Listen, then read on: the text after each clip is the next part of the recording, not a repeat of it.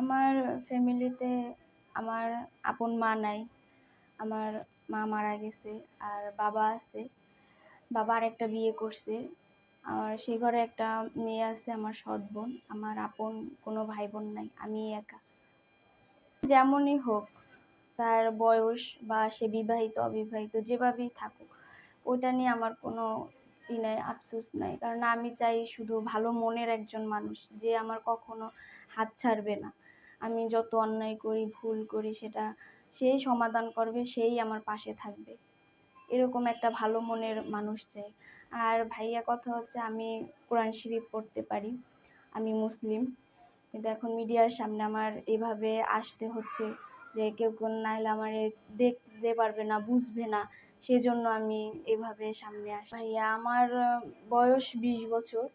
আমি বিয়ে আমার বাড়ির থেকে এজন্যই সমস্যা, যে আমার বাবার আর্থিক অবস্থা অনেক খারাপ। সে দিনমজুরি, যখন যে কাজ পায় ওই কাজ করে। তো এই যুগে দিনমজুরিতে কিরকম খরচ, কিরকম ব্যয় হয়, সেটা তো সবাই বুঝে। তো আমাদের ওই দিক থেকে অনেক আর্থিক সমস্যা, অনেকটা, যা মানে বলার বাইরে। আর আমার তো আরো বেশি টাকা কষ্ট হয়, ঘরে সৎ মা আছে। যতটুকু আমি পাইতে পারি তাদের টাকার ধারা, বা তারা আমারে চালাতে পারবে, তার থেকেও আমার আরো সমস্যা হয় সৎ মায়ের কারণে। শ্বশুর আমাকে একটু ভালোবাসা দেয়, এইটুকুই আমার যথেষ্ট। আমি আর কিছু চাই না। না, আমার টাকা পয়সা দরকার নেই।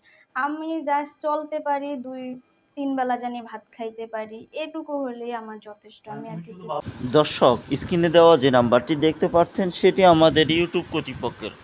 আপনাদের যদি মেঘলাকে ভালো লেগে থাকে, পছন্দ হয়ে থাকে, তার একটা স্ক্রিনশট মেরে এই নাম্বারে ইমো আছে, হোয়াটসঅ্যাপ আছে, পাঠিয়ে দিবেন।